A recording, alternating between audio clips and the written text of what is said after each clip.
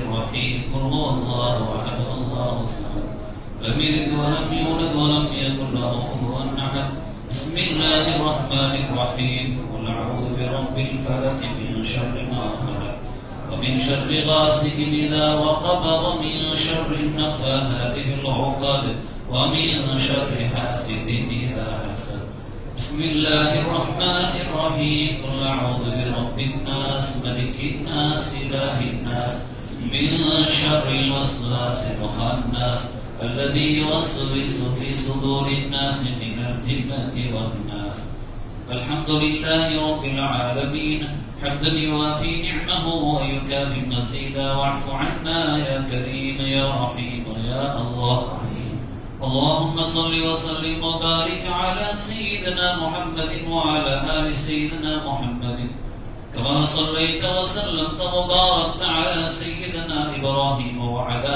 آل سيدنا إبراهيم في العالمين ربنا إنك حميد مجيد صلاة ترزقنا بها حجا مبرورا وسعيا مشكورا وعملا مقبولا وذنبا مغفورا وتجارة لن تبور عدد خلقك ورضا نفسك وزنة عرشك ومداد كلماتك يا ذا الجلال والإكرام اللهم ربنا تقبل منا صلاتنا وصيامنا وقيامنا وركوعنا وسجودنا وتضرعنا وتخشعنا وتمم تكسير أعمالنا وتجاوز عنا سيئاتنا وتوفنا مع الأبرار ربنا هب لنا من أزواجنا وذرياتنا قرة أعين واجعلنا للمتقين إماما رب هب لي من الصالحين ربنا آتنا في الدنيا حسنة وفي الآخرة حسنة وقنا عذاب النار ربنا اغفر لنا وارحمنا ولوالدينا ولمشايخنا ولأساتذتنا ولجميع أمة سيدنا محمد صلى الله عليه وسلم رب ارحمهما كما ربياني صغيرا ما دامت الرحمة يا أرحم الراحمين جزا الله عنا نبينا وسيدنا ومولانا محمد صلى الله عليه وآله وأصحابه وأمته وسلم بما هو أهله عدد ما في علم الله ودوام ملك الله آمين بفضل سبحان ربك رب العزة عما يصفون وسلام على المرسلين والحمد لله رب العالمين صلى الله على محمد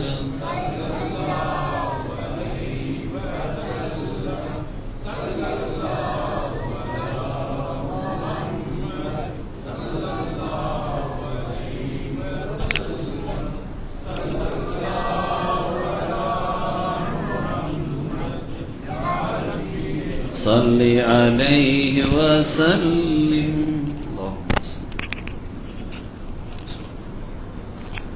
السلام عليكم ورحمة الله وبركاته الحمد لله بجميع محامده كلها ما علمت منها وما لم أعلم وعلى جميع نعمه كلها ما علمت منها وما لم أعلم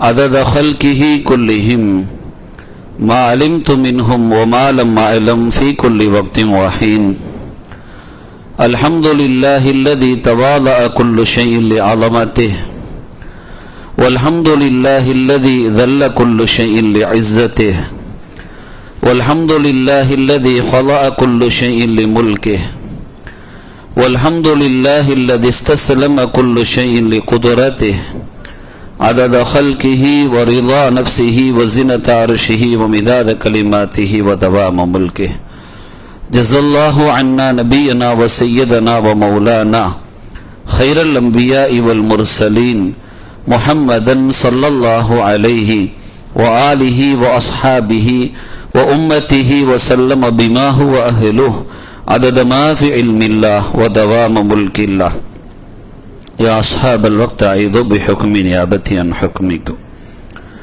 சங்கைக்கும் மிகுந்த மரியாதைக்கும் உரிய அல்லாஹ்வின் நல்லடியார்களே, அருள் நிறைந்த பெரியோர்களே, அருமை தாய்மார்களே, சகோதர சகோதரிகளே, புனிதம் நிறைந்த ரமதானினுடைய சங்கையான பிறை 5வது நாளை நாம் அடைந்திருக்கிறோம். அல்ஹம்துலில்லாஹ். அதனுடைய தராவீஹுடைய தொழுகையை ஜமாஅத்தோடு இறை இல்லத்தில் நிறை செலுத்துகிற நிர்பாக்கியத்தை தந்த ரப்புல் ஆலமீன் இந்த ரமதானினுடைய எல்லா வணக்க வழிபாடுகளையும் நம்மிடமிருந்து அல்லாஹ் கபூல் செய்து அருள் புரிவானாக. சங்கைக்குரிய பெருமக்களே, இன்று ஓதப்பட்ட வசனங்களில் சூரத்துல் நிசா பரிபூர்ணமாக முடிந்து சூரத்துல் மாயிதா அது தொடங்கப்பட்டு அது கிட்டத்தட்ட முக்கால்வாசி போயிருக்குது. நம்மளுடைய ஜுசு அடிப்படையில் இன்னைக்கு 6வது ஜுசு தொடங்கி 7வது ஜுசுவினுடைய கால் பாகம் நிறைவாகி இருக்கிறது. அப்போ 7 கிட்டத்தட்ட நமக்கு ரமதானை எடுத்துக்கொண்டால் ரஹமத்துடைய 10ல் சரி பாதியை நாம் அடைந்திருக்கிறோம். 5வது நாளை நாம் அடைந்திருக்கிறோம். இதில் எடுத்துக்கிட்டோம்னு சொன்னால் கிட்டத்தட்ட 5ல் ஒரு பகுதியை நாம் முடித்திருக்கிறோம். இறைமறை குர்ஆன்ல 6ல் ஒரு பகுதி இன்ஷா அல்லாஹ் நிறைவாக இருக்குது. அல்ஹம்துலில்லாஹ். இன்னும் ஏனைய குர்ஆனிய வசனங்களையும் நாம் அதை ஓதுகிற பாக்கியத்தையும் அதை செவிமடுக்கிற நர்பாக்கியத்தையும் அல்லாஹ் தந்தருள் புரிவானாக. இப்போ இன்னைக்கு அந்த மாயிதாவுடைய ஆரம்பம் அல்லாஹு தஆலா அந்த வசனத்தில் சொல்லி காட்டுறான். பிஸ்மில்லாஹிர் ரஹ்மானிர் ரஹீம். யா அய்யுஹல்லதீன ஆமனு அவ்ஃபு பில் உகூதி. மோமின்களே, நீங்க செய்து கொண்ட உடன்படிக்கையை சரியா நிறைவேற்றுங்க அப்படின்னு அல்லாஹ் சொல்றான். மோமின்கள்ட்ட சொல்றான் அல்லாஹ், நீங்க செய்து கொண்ட உடன்படிக்கையை சரியா நிறைவேற்றுங்க அப்படிங்கிறான். நான் ஏற்கனவே அல்லாஹ்ட்ட உடன்படிக்கை செஞ்சிருக்கிறோம். நீ சொன்ன பிரகாரம் தான் நடப்போம், உன்னைதான் நாயனா ஏத்துக்கிட்டோம், உனக்கு நாங்க மாறு செய்ய மாட்டோம், உன்னைத்தான் ரப்பா ஏத்துக்கிட்டோம், எல்லாமே அவன்கிட்ட உடன்படிக்கை செஞ்சிட்டோம். அலஸ்து பி ரப்பிக்கும்னு சொன்னதுலேயே எல்லாம் அடங்கி போச்சு. காலு பலா எல்லாமே ஆமான்னு சொன்னது. ஆமான்னு சொன்னீங்கல்ல, நான் தான் ரப்புன்னு ஒத்துக்கிட்டீங்கல்ல, உங்களை படிச்சு பரிபாரிக்கலவன்னு சொன்னீங்கல்ல, இப்போ நான் சொல்ற மாதிரி கேட்கறது உங்க பொறுப்பு தானே, அதனால அந்த உடன்படிக்கை சரியா நிறைவேற்றுங்கோ அல்லாஹ் சொல்றான். உஹில்லத் லக்கும் பஹீமத்துல் அன்ஆமி இல்லா மா யுத்லா அலைக்கும். உங்கள் மீது ஓதி காட்டி இருக்கிற அந்த வசனங்கள்ல உள்ளதை தவிர மற்ற நால்கால் பிராணிகளை உங்களுக்கு ஆகமாக்கப்பட்டிருக்கு, நீங்க சாப்பிட்டுக்கலாம் அப்படின்னு அல்லாஹ் சொல்றான். உங்களுக்கு ஓதி காட்டப்பட்டிருக்கக்கூடிய அந்த 4 கால் பிராணிகளை பத்தி அல்லாஹ் சொல்றான். அதை தவிர்த்து மற்ற 4 கால் பிராணிகளை நீங்க என்ன செய்யுங்க, சாப்பிடுங்க, உங்களுக்கு உணவுக்கு அனுமதிக்கப்பட்டிருக்கு அப்படிங்கிறான். இல்லாமா யுத்லா அலைக்கும், உங்களுக்கு ஓதி காட்டப்பட்டது அப்படிங்கிறான். இது 1வது ஆயத்து, சூரத்துல் மாயிதாவுடைய 1வது ஆயத்து.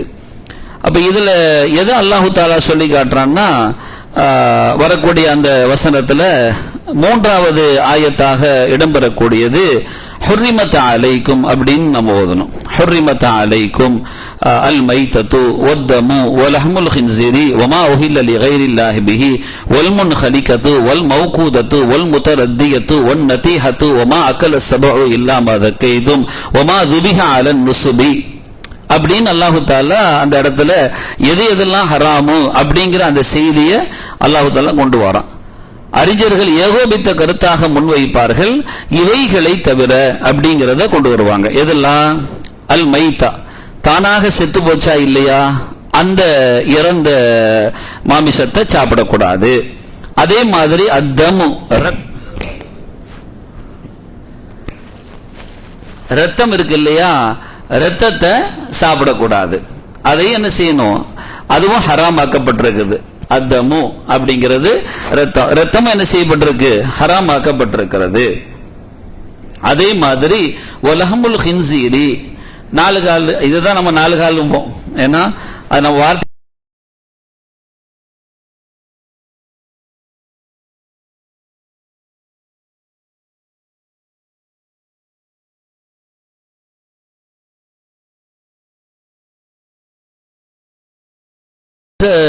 அல்லாததின் பெயர் கூறி அறுக்கப்பட்ட அந்த பிராணி, அதை சாப்பிட்றதில்ல. அதே மாதிரி கழுத்தை நெரித்து சாகடித்தது, கழுத்தை நெரிச்சு நச்சு இந்த மாதிரி சாகடிச்சது இருக்கு இல்லையா, அந்த இதையும் சாப்பிடக்கூடாது. அதே மாதிரி அடிபட்டு செத்து போச்சு, ஏதோ ஒண்ணுல அடிபட்டது, அது என்ன செஞ்சது, அதையும் சாப்பிடக்கூடாது. அதே மாதிரி மேலேருந்து தவறி கீழே விழுந்துருச்சு, அப்படி விழுந்த ஒன்று அதை முட்டைப்பட்டு சாப்பிடலாமான்னா சாப்பிடக்கூடாது.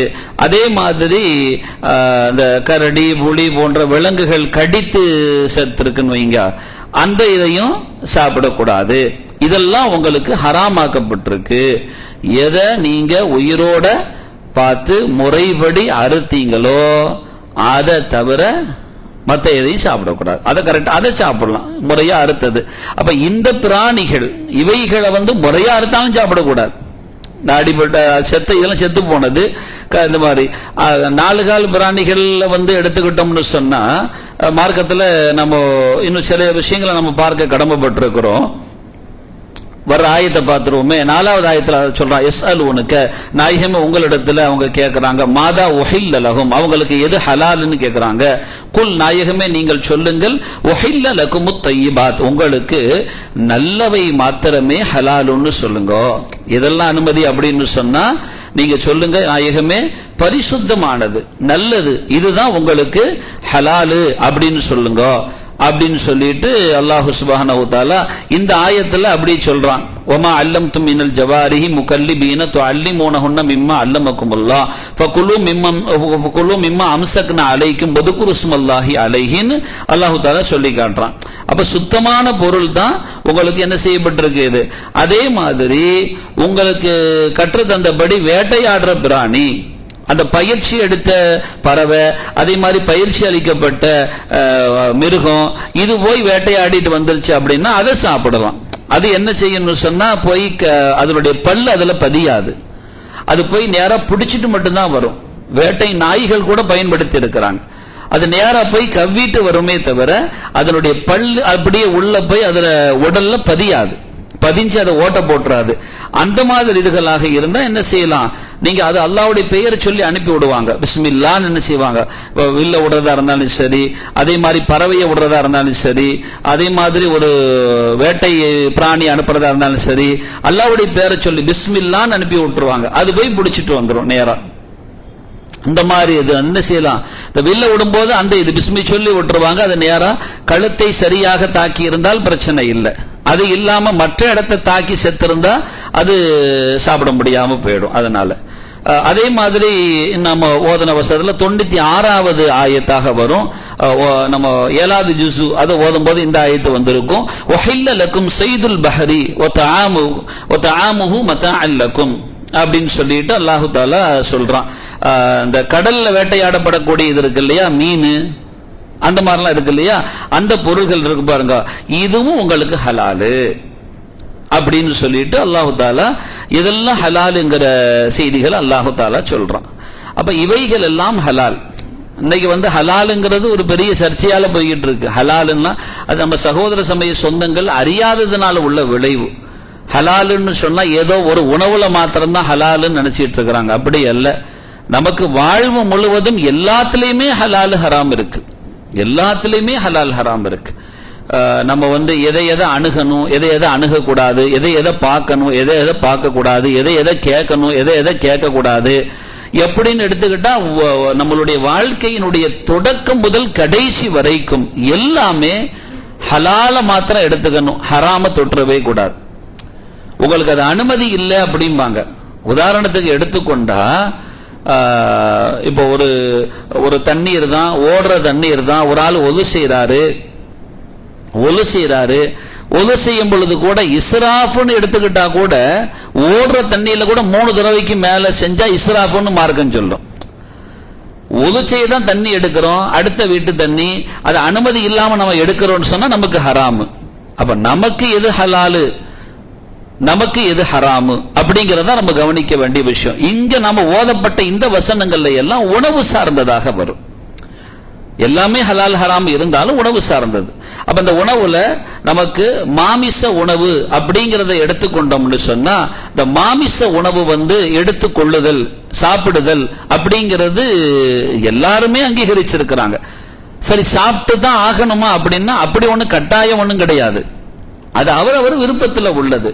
சாப்பிடுவதற்கான அனுமதி உண்டா என்றுதான் எல்லா மார்க்கமும் சொல்லும். இதை நீ சாப்பிட்டுதான் ஆகணும்னு சொல்லி யாரும் நிர்பந்தப்படுத்த முடியாது. இஸ்லாம் யாரையும் நிர்பந்தப்படுத்தவே இல்லை. நீங்கள் உங்களை மாய்த்து கொள்ளாதீர்கள், கொன்று விடாதீர்கள் அப்படிங்கிறதுல கவனம் செலுத்த சொல்கிறது. இஸ்லாம் உணவில் கூட ஒரு அளவை நிர்ணயிக்கும். எவ்வளவுன்னு சொன்னா உங்கள் முதுகு நிமிருகிற வரைக்கும் தானே தவிர வயிறு பெருக்கும் வரைக்கும் அல்ல. முதுகு நிமிருகிற வரை. முதுகு நிமிர்ந்தால் தான் வணங்க முடியும். அல்லாஹுவை வணங்குவதற்கு முதுகு நிமிருகிற அளவு சாப்பிடலாமே தவிர வயிறு புடைக்கும் வரைக்கும் இஸ்லாம் சாப்பிட அங்கே எந்த விதத்திலும் அனுமதிக்கவில்லைங்கிறத நம்ம புரிந்து கொள்ளணும். இப்னு மாஜாவில பதியப்படக்கூடிய ஹதீஸ், சய்யிது தஆமி அஹ்லில் துன்யா வ அஹ்லில் ஆஹிரா, இந்த உலகவாசிகளுக்கும் மறுமைவாசிகளுக்கும் உணவிலேயே முதன்மையானது செய்யுது அப்படின்னா தலைமையான உணவு அப்படின்னு எடுத்துக்கிட்டா அல்-லஹ்மு அப்படின்னு ஸல்லல்லாஹு அலைஹி வஸல்லம் சொல்லுவாங்க. இறைச்சி அப்படிம்பாங்க. அப்ப இறைச்சி அப்படிங்கிறது அனுமதிக்கப்பட்டது தான். நாம கூட என்ன செய்வோம், எல்லா இடத்துலயுமே இருக்கு. சகோதர சமயம் கூட அவங்க விசேஷமா இருந்தாலும் சரி, நம்ம விசேஷமா இருந்தாலும் சரி, என்னப்பா பிரியாணி எல்லாம் இல்லையா கேட்பாங்களா இல்லையா? அவங்க வீட்டு விசேஷத்திலையும் சரி, என்ன விசேஷத்துல போய் காய்கறியா அப்படின்னு கேட்பாங்க.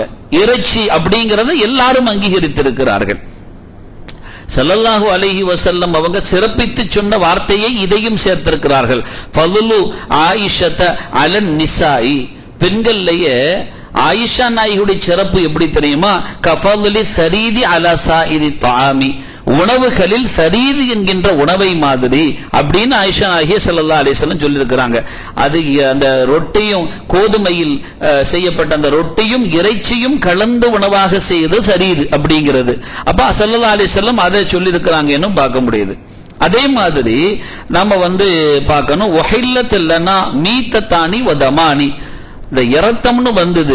அதே மாதிரி மையத்துன்னு வந்தது, ஹர்ரிமத் அலைக்குமுல் மைத்தத்து வத்தமு, உங்களுக்கு ஹராமாக்கப்பட்டிருக்கிறது செத்தவையும் இரத்தமும் ஹராமாக்கப்பட்டிருக்குன்னு ஸல்லல்லாஹு அலைஹி வஸல்லம் அவங்க இரண்டு விதை, இந்த ரெண்டுலையுமே எது மையத்திலையும் சரி தமுலையும் சரி, இறந்ததிலும் செத்ததிலையும் சரி, அதே மாதிரி தமுங்கிற ரத்தம் இதுலையும் சரி, இரண்டை நமக்கு ஹலால் ஆக்குவார்கள். அது என்ன? இரண்டு நேரடியானது நீங்க கவனிக்க வேண்டியது. ஒஹில்லத்துல்லனா மீத்தத்தானி மையத்தானி தமானி, இரண்டு செத்தவைகளும் இரண்டு இரத்தங்களும் உங்களுக்கு அனுமதி. ஃபுல் மையத்தானி, அந்த ரெண்டு மையத்து எது அப்படின்னா அஸ்ஸமக்கு வல் ஜராது, வெட்டுக்கிளி, அது இறந்தாலும் சாப்பிட முடியும். அதே மாதிரி மீன், இதையும் சாப்பிட முடியும். தமானி இரண்டு இரத்தங்கள், அது என்ன? அல் கபீது ஒத்தஹால், கபீதுன்னா ஈரல், ஈரலும் ரத்தத்தால் உருவானது தான் ஈரல் அப்படிங்கிறது. அதே மாதிரி பல்குத்திம்பாங்க, அதுவும் ரத்தத்தால் உருவானது தான். இன்னைக்கு மருத்துவத்திற்கு கூட யாருக்காவது ரத்த சோகை ஏற்பட்டு ரத்தத்தினுடைய அணுக்கள் குறைபாடு உருவாகி ரத்தம் ரொம்ப இழந்து போய் பாதிக்கப்பட்டிருக்கிறாங்கன்னா, பொதுவாக அந்த குழந்தை பேறு பெற்ற நேரத்தில் அதிகமான உதிரப்போக்குகள் ஏற்பட்டு, இல்ல மாதவிடாய் காலங்களில் அதிகமான உதிரப்போக்கு ஏற்பட்டு ரத்த ரொம்ப பற்றாக்குறை ஏற்பட்டு போச்சுன்னா நம்ம முன்னோர்கள் இதை தான் செய்வாங்க. இந்த பல்குத்தி இருக்குல்ல, அதை நல்லா அரைச்சி என்ன செய்வாங்கன்னா அதை கொடுத்துருவாங்க. 2 நாள்ல சரியா போயிடும், அடுத்ததே சரியா போயிடும். அந்த அளவுக்கு ரொம்ப பவர்ஃபுல்லானது அந்த இது. அந்த சோரட்டின் நம்ம பாஷையில சொல்லுவாங்க, பல்குத்தின்னு சோரட்டின்னு சொல்லுவாங்க அந்த இது. அப்ப இதுவும் ரத்தத்தால் உருவானது தான். அப்ப இந்த இரண்டும் நமக்கு அனுமதியே தவிர நேரடியான இரத்தத்தை சாப்பிட முடியுமான்னு சாப்பிட முடியாது அப்படிங்கறத நம்ம புரிந்து கொள்ள வேண்டும். கடலிலிருந்து கிடைக்கக்கூடிய பொருள்கள் இருக்கு பாருங்க, மீன் இந்த மாதிரிலாம் இருக்கு இல்லையா. அதே மாதிரி சில நேரம் சுறாலாம் சில இடங்கள்ல மக்ரூஹ்னு சொல்லுவாங்க, அறிஞர்கள் கடையில சுறா மக்ரூஹ்னு சொல்லுவாங்க. மக்ரூஹ்னு பொதுவாக சுருக்கமா நம்ம புரிந்து கொள்ளணும், ஹராம் கிடையாது, மக்ரூஹ்னு சொல்லுவாங்க. அது ஏன் மக்ரூஹ்னு சொல்றாங்க அப்படின்னா, நான் இந்த செய்தியை பார்த்துட்டு வருவோமே, கடல்ல கிடைக்கக்கூடிய எல்லா உயிரினங்களும் கடல்ல மாத்திரம் வாழணும், கடல்லையும் நீரிலையும் நிலத்திலையும் மாறி மாறி வாழும்னா அதை சாப்பிடக்கூடாது. இப்ப ஆமை இருக்கு, அங்கேயும் வாழ்ந்துக்கிறோம், அப்படியே நேரம் வெளியும் கடந்துக்கிறோம். இங்கே தான் வாழ முடியும்னு இல்லை, அப்படியே இங்கேயும் கொஞ்சம் வாழ்ந்துக்கிறோம். அப்ப இந்த மாதிரி சாப்பிட முடியாது. கடல்ல மாத்திரம் இருக்குன்னு வைங்க, அதுகளை நம்ம சாப்பிடுறதுல தடை கிடையாது. அதே சமயத்துல பொதுவாகவே ஸல்லல்லாஹு அலைஹி வஸல்லம் அவங்க பறவை இனம்னு எடுத்துக்கிட்டா ஸல்லல்லாஹு அலைஹி வஸல்லம் மிக்லபு உடைய அந்த பறவையை நீங்க என்ன செய்யுங்க, தவிர்த்துக்கங்கோ அப்படின்னாங்க. மிக்லபுன்னு சொன்னா இந்த கீறி கிழிக்கிற நகம், அந்த நகமே எப்படின்னு சொன்னா கீறி கிழிக்கிறதா தான் இருக்கும். அது வேட்டையாடுறது. கழுகு இருக்கு இல்லையா, இந்த கழுகுலாம் இருக்கு பாருங்க, அதெல்லாம் அப்படியே பாஞ்சு போய் பிடிச்சு பிச்சு திங்கும்.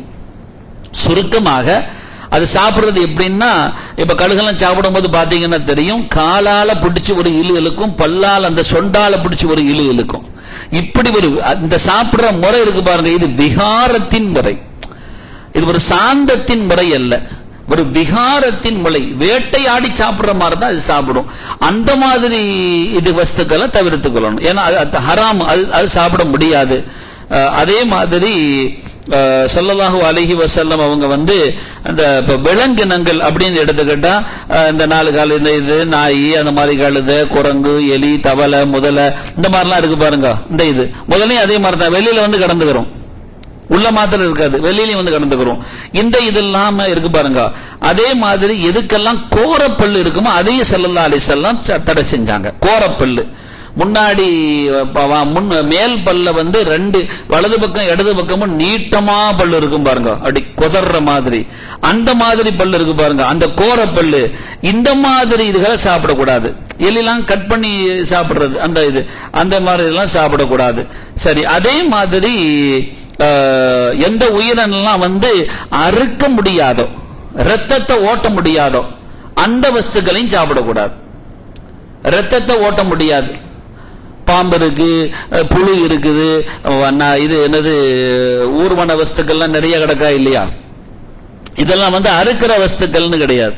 அந்த மாதிரி சூழல்கள், ரத்தம் ஓடாது, அந்த மாதிரி சூழல்கள், இவைகள் எல்லாம் என்ன செய்ய முடியாது, சாப்பிட முடியாது. அவைகளும் தடை செய்யப்பட்டது. சீனக்கார மாதிரி எல்லாத்தையும் வறுத்து பொரிச்சு சாப்பிடுறானா இல்லையா, அந்த இதுகள், இந்த எல்லாம் எதையும் விட மாட்டான்ல, அந்த மாதிரி அதுகள் எதையும் நம்ம என்ன செய்ய முடியாது, சாப்பிட முடியாது. அப்படிங்கிறத நாம புரிந்து கொள்ளணும். இப்ப இதை குறித்து நிறைய ஆய்வுகள் நடத்தி இருக்கிறாங்கன்னு வைங்க. இதெல்லாம் ஏன் சாப்பிடக்கூடாதுன்னு சொன்னாங்க, நிறைய ஆய்வுகள் மலேசியால கிளந்தான் போன்ற அந்த பல்கலைக்கழகத்துல நடத்தின ஆய்வுகளில் கூட இவைகள் எல்லாம் உறுதி செய்யப்பட்டிருக்கிறது. சயின்டிபிக்கா இவைகள் எல்லாம் பாதிக்கப்படுது. பொதுவாக அறுத்து உண்பது, அறுக்காமல் சாகடிப்பது இப்படிங்கிறது எடுத்துக்கிட்டோம்னா அதுல ஏற்படக்கூடிய மாற்றங்கள் விஷத்தன்மையை நமக்கு ஏற்படுத்தும். அப்படிங்கிறது மாத்திரமல்ல, ரத்தத்தின் உறைவுகள் உள்ளே இருக்கிற காரணத்தினால் இன்னைக்கு ஒட்டுமொத்த பாக்டீரியாவும் ரத்தத்திற்குள்ளால் தான் ஊடுருவி இருக்கிறது. எனவேதான் சதை, தசை இவைகளுக்குள்ளால் அல்ல, ரத்தத்திற்குள்ளால் தான் ஊடுருவி இருக்கிறது. அந்த ரத்தங்கள் முழுமையாக வெளியேற்றப்பட வேண்டும். இது கொஞ்சம் தங்கிடும், உள்ள போய் இப்படி அடிச்சு சாகடிக்கிறது கொஞ்சம் தங்கிடும். 2வது, உணர்வு ரீதியிலும் கூட அந்த மிருகத்திற்கு கடுமையான வேதனையை, துடிப்பை உருவாக்கிவிடும். அந்த மாதிரி சித்திரவதை செய்தல் என்பது இஸ்லாத்தில் அனுமதிக்கப்பட்டதல்ல. அப்படிங்கறது காரணத்தினால அவைகள் எல்லாம் தவிர்க்கப்படணும். அதனாலதான் அறுக்கும் பொழுது கூட நிறைய ஷருத்துக்களை இஸ்லாம் சொல்லும்.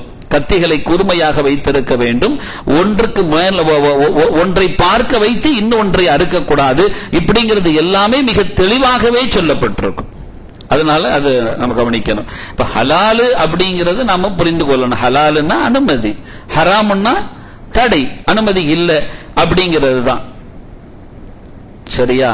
சரி, இந்த மாதிரி இதுகள்லாம் இருக்குது. சரி, அல்லாஹ் தஆலா சொல்றான், யா அய்யுஹல்லதீன ஆமனு குலூ மின் தய்யிபாத்தி மா ரஸக்னாக்கும், நாம உங்களுக்கு தந்த ரிஸ்க்ல நீங்க என்ன செய்யுங்க, மனமானதை, அழகானதை, சுத்தமானதை நீங்க சாப்பிடுங்க அப்படின்னு. இன்னொரு வசனங்கள்ல வரும், யா அய்யுஹர் ரசூல் குலூ மினத் தய்யிபாத் வஅமலு சாலிஹா, நீங்க ஹலாலானதை சாப்பிடுங்க, அதே மாதிரி நல்ல அமல்களை செய்யுங்கன்னு சொல்லி. அப்ப யார் ஹலாலை சாப்பிடுவார்களோ அவர்களால் தான் நல்லமல் செய்ய முடியும். யார் ஹராமை சாப்பிடுவார்களோ அவர்களால் நல்லமல் செய்ய முடியாது என்பதை நாம் புரிந்து கொள்ள வேண்டும். அதே மாதிரி தான், அதனாலதான் நமது மார்க்கம் மிக தெளிவாக சொல்கிறது, நீங்க இந்த பொதுவாகவே மனுஷன் எதை சாப்பிடுறானோ அந்த சாப்பிடக்கூடிய உணவின் தாக்கம் அவனிடத்தில் ஏற்படும். இது எல்லா அறிவியலாளர்களும் ஏற்றுக்கொள்கிறார்கள், எல்லா துறை சார்ந்தவர்களும் அங்கீகரிக்கிறார்கள். எனவே தான் மருத்துவர்கள் கூட இன்ன உணவை நீங்கள் சாப்பிடுங்கள் சொல்லி நமக்கு சில நோய்கள் அறிகுறிகள் தென்படுகிற பொழுது அதற்கு அந்த நோயை நீக்குவதற்கு சாதகமான உணவையும் அந்த நோயை இன்னும் மேலும் மெருகூற்ற அளவுக்கு வரக்கூடிய பாதகமான உணவுகளை தவிர்த்து கொள்ளவும் சொல்வார்கள். அப்ப அந்த உணவு உள்ள போய் அந்த வேலை செய்யறதுனால தான் உஷ்ணமாக இருக்கட்டும் அல்லது குளுமையாக இருக்கட்டும், இந்த மாதிரி இருக்கிற மாதிரி அதன் குணங்கள் கூட இந்த நபர்களிடத்தில் பிரதிபலிக்கும். அதனாலதான் இஸ்லாம் சாந்தமான மிருகங்களையும் எந்த மிருகங்கள் எல்லாம் மாமிசங்களை சாப்பிடாதோ அவைகளையும் சாப்பிட சொல்கிறது. நமக்கு சாப்பிடுற சொல்லு கட்டளையிடப்பட்டதெல்லாம் என்னன்னு சொன்னா தாவர வஸ்துக்களை சாப்பிடக்கூடிய மிருகங்களை தான் சாப்பிட சொல்லியிருக்கு. ஆடு தாவரங்களை தான் சாப்பிடும், மாடு தாவரங்களை தான் சாப்பிடும், ஒட்டகம் தாவரத்தை தான் சாப்பிடும். அதனாலதான் குர்பானிக்கு இந்த மூன்றும் பிற்படுத்தப்பட்டிருக்கிறது. எதெல்லாம் இன்னும் ஒன்னை அடித்து மாமிசத்தை சாப்பிடுமோ அதை மனுஷன் சாப்பிடக்கூடாது. ஏன்னா மனுஷன் இதை சாப்பிட்டான்னா இவன்ட குணத்துல தாவரத்தை சாப்பிடணுங்கிற எண்ணம் ஏற்படும். அப்படியே இறைச்சின்னு வந்தா கூட அனுமதிக்கப்பட்ட இதோடு முடிந்துவிடும். இந்த சாந்தத்தன்மை உள்ளே வர வேண்டும் என்பதனால் தான் விகாரத்தன்மை வந்துவிடக்கூடாது. அந்த தன்மை உள்ள வந்துச்சுன்னா மனுஷனை அடிச்சுக்குவான், மனுஷனை கொன்றுவான். நிறைய அகோரிகள் இருக்கிறான் உள்ள, அவனை செத்த பணங்களை சாப்பிடுறது, அந்த மாதிரி குணங்கள்லாம் இருக்கு பாருங்க. மனிதர்கள் மாமிசத்தை இதை தாண்டி மனுஷ மாமிசம், அதே மாதிரி எந்த உணவு யாரெல்லாம் மாமிசத்தை சாப்பிடுறாங்களோ அந்த மாமிசத்தை நாம சாப்பிடுவதற்கு நமக்கு அனுமதி கிடையாது என்பதை நாம் புரிந்து கொள்ள வேண்டும். ஆனா இன்னைக்கு சும்மா அது என்ன செய்யுது, மாட்டு அரசியல் சும்மா யதார்த்தமா பார்க்கக்குள்ள அந்த பிபிசியில தகவல் போட்டிருந்தான். அதை சும்மா அப்படி பார்க்கக்குள்ள இந்தியாவில் மிகப்பெரிய மாட்டிறைச்சி ஏற்றுமதின்னு எடுத்துக்கிட்டா அதுல முக்கியமா இருக்கிறது இந்துக்கள். அவங்களையும் நிறைய பேர் ஏத்துக்கிறாங்க. நாங்க இந்த இறைச்சி ஏற்றுமதி செய்யறதுனால பண்றதுனால நாங்க தாழ்ந்த இந்துக்கள்லாம் கிடையாது, நாங்களும் சமமான இந்துக்கள் தான், எங்களை பயன்படுத்திக்கிறாங்க அப்படின்னு சொல்லி நம்மளை வச்சுக்கிட்டு சும்மா அவங்க செய்யறது ஏதோ முஸ்லிம்கள் மாத்திரம் தான் இந்த இறைச்சியில முக்கிய பங்காற்ற மாதிரியும் அவங்க எல்லாம் ஏதோ இறைச்சி இல்லாத மாதிரியும் சில அரசியல் லாபத்துக்காக வேண்டி சில பேர் அந்த கூக்குரல் இட்டுக்கிட்டு இருக்காங்க. தவிர நார்மலான இந்துக்கள் யாரும் இதை அங்கீகரிக்கிறது இல்லை. அது அப்படியே பார்த்துட்டு வரக்குள்ள அதாவது ஏற்றுமதி மேம்பாட்டு ஆணையம் அதுல அனுமதி பெற்ற இறைச்சி கூடத்துல எண்ணிக்கை மொத்தம் 74. அதுல 10 இறைச்சி கூடத்தினுடைய அந்த மிக முக்கியமான தலகர்த்தாக்கள் அப்படின்னு எடுத்துக்கிட்டா இந்துக்கள். அதுல நாம பாக்குறோம் இன்னைக்கு சொல்றேன் சும்மா யதார்த்தமா இப்ப இடையில மீடியாக்கள் எல்லாம் ஓடிச்சா இல்லையா, இது என்ன ஹலாலா, இங்க யார் சாப்பிட வருவா, நீ என்ன முஸ்லிமா காஃபிரா அப்படின்னா நாங்கெல்லாம் சாப்பிட முடியுமா, எவனு வரக்கூடாதான்னு சொல்லிட்டு அவனுக்கு பேரு பேராசிரியன். ஒரு அறிவே சராசரி அறிவே இல்லாதவனுக்கு பேர் பேராசிரியன். அப்போ ஒரு சின்ன அறிவு கூட இல்லை. எப்ப உனக்கு வச்சிருக்கு, நீ சாப்பிடுறன்னா சாப்பிடு, பார்த்தான வந்த இது ஹலாலுன்னு போட்டிருக்க.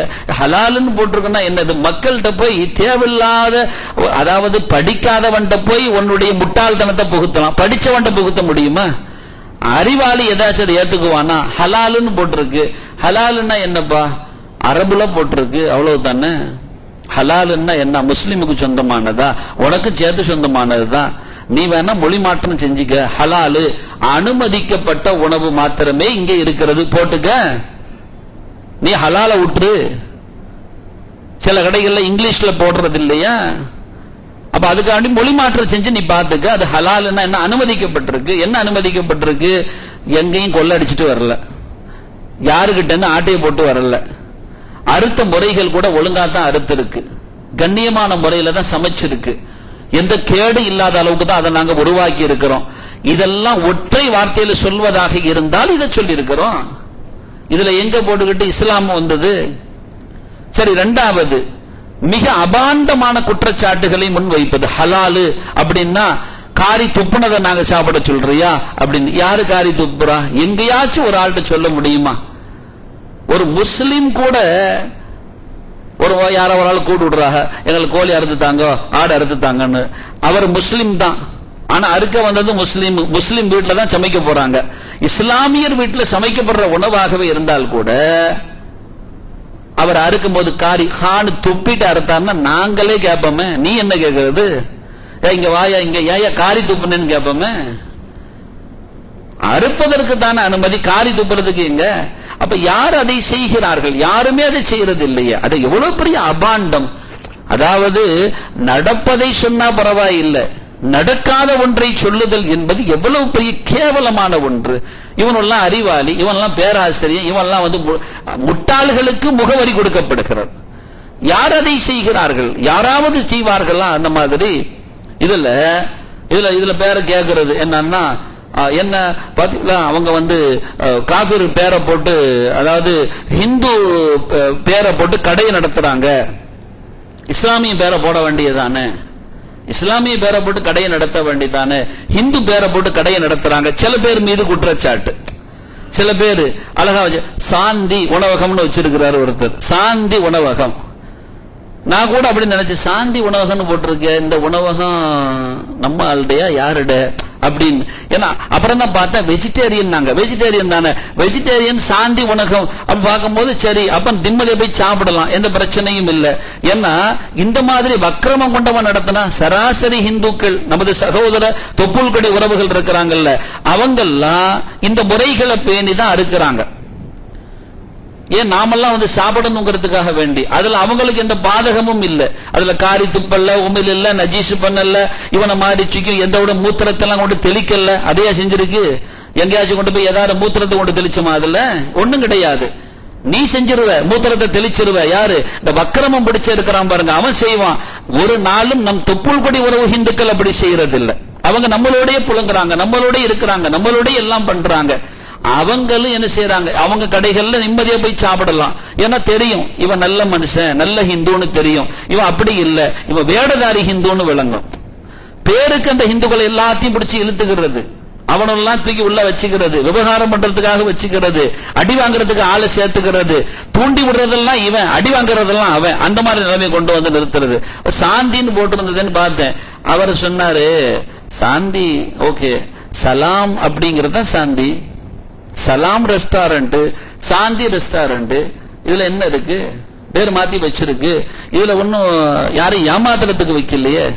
பாத்தீங்களா, இந்துக்களே ஹிந்து பேரை வைத்து முஸ்லிம்கள் எப்படி அப்படிங்கிறான். இதுல என்ன நடந்துச்சு, இதுல என்ன விவகாரம் வந்துச்சு?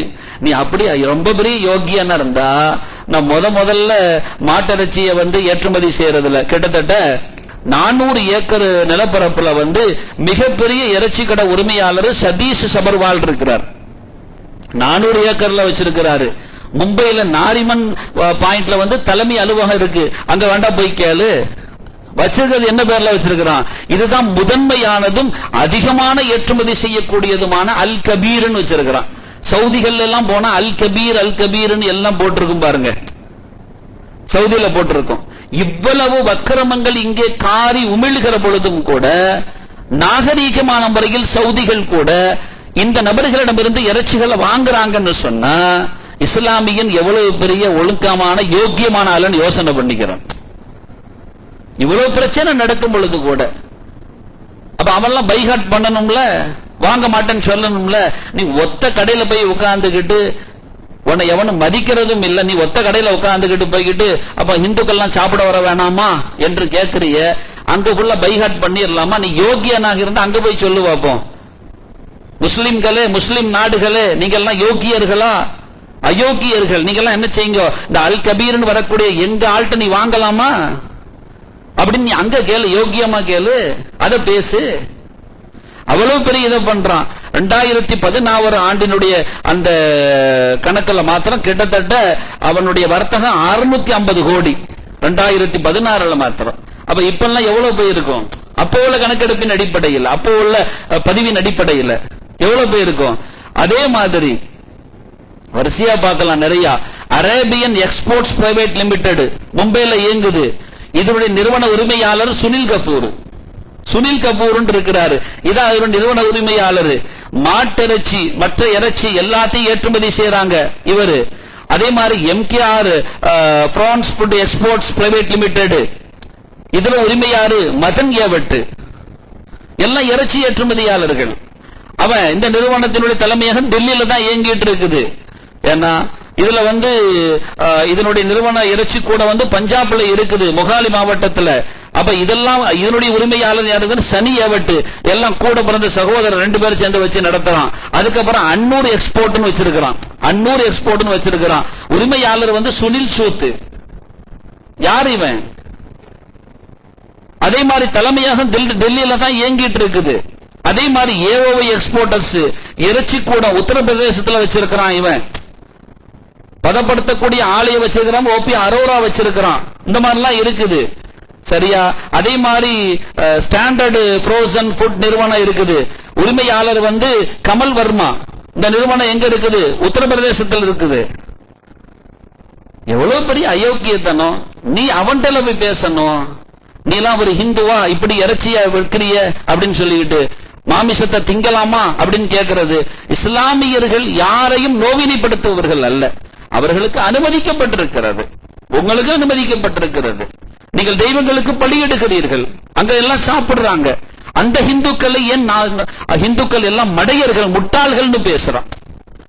அம்மா மாமிசத்தை சாப்பிட்டா முட்டாளு தான் அப்படிங்கிறான். எந்த ஹிந்துக்களை முட்டாள் என்று சொல்கிறார்? தொப்புள்குடி உறவுகளையா? உனக்கு ஒரு அரசியல் லாப நோக்கு இருக்குன்னா ஒட்டுமொத்த ஹிந்துக்கள் மற்ற சகோதர எல்லாத்தையும் நீ முட்டாள்னு சொல்லிருவியா என்று நம்ம கேட்பது நம்ம சகோதர சபை சொந்தங்கள் கேட்கிறாங்க. யாரை பார்த்து முட்டாள் என்று சொல்கிறான்னு கேட்கிறாங்க. அதே மாதிரி பொண்ணு ப்ராடக்ட்ஸ் எக்ஸ்போர்ட்ஸ் இந்த நிறுவனத்தின் உரிமையாளர் சாஸ்தி குமார்.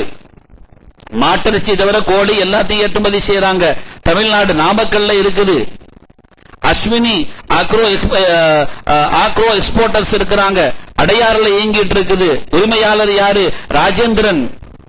ஆனா அவர் தான் நல்ல மனுஷன். அவர் சொல்றாரு மதங்கிறது வேற, அது அவங்களோட தனிப்பட்ட விஷயம். இந்துக்கள் இறைச்சி விற்க கூடாதா?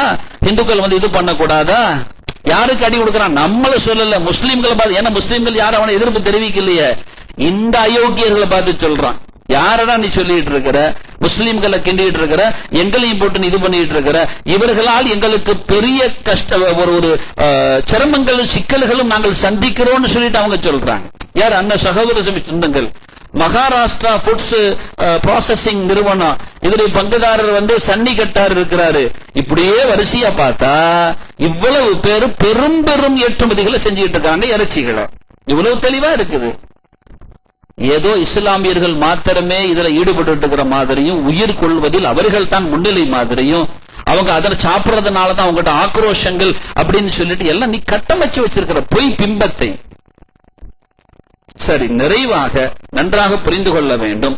நமக்கானது யதி அலன் நாசி ஸமானுன், கடைசில ஒரு காலம் வரும்.